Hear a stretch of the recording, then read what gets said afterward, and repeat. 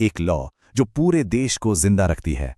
लेकिन तब क्या हो जब हजारों मील दूर की एक लड़ाई इसे बुझाने पर तुल जाए। मिडिल ईस्ट में बढ़ता तनाव एक ऐसे ग्लोबल संकट को जन्म देता है जिसकी आंच पूरी दुनिया तक पहुंचती है। ये है स्ट्रेट ऑफ हॉर्मुज, दुनिया की एनर्जी सप्लाई की लाइफलाइन। इसके बंद होने का मतलब है ग्लोबल मार्केट का दम घुटना। और इस झटके की लहरें अब पहुंचती हैं भारत तक, एक ऐसा देश जो ऊर्जा के लिए काफी हद तक इंपोर्ट पर निर्भर है। असर, रातों रात 19 किलो वाला कमर्शियल सिलेंडर करीब करीब 200 रुपए महंगा हो गया। सोचिए, सिर्फ एक महीने में ये तीसरा बड़ा झटका था। साफ था कि संकट बढ़ रहा है। दिल्ली हो या चेन्नई, पूरे देश के कारोबारियों पर अब इस बढ़ी हुई लागत का बोझ था।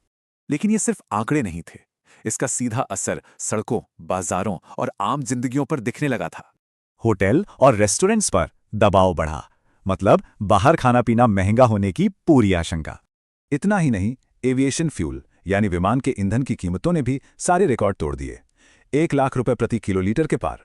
नतीजा, हवाई सफर का महंगा होना, और इसका असर जाहिर है टूरिज्म और बिजनेस दोनों पर पड़ेगा। ये बढ़ी कीमतें छोटे 5 किलो वाले सिलेंडर तक भी पहुंच गईं, सीधा बोझ मजदूरों और सबसे कमजोर तबके पर। लेकिन इस कमर्शियल संकट के बीच सरकार ने आम घरों को बचाने के लिए एक अलग रास्ता चुना। सरकार की पहली प्राथमिकता घरेलू सिलेंडर, उन्हें इस ग्लोबल प्राइस शॉक की सीधी मार से बचाया गया। इस पॉलिसी का मतलब था कि देश के आम घरों का चूल्हा इस ग्लोबल उथल-पुथल से फिलहाल महफूज रहे।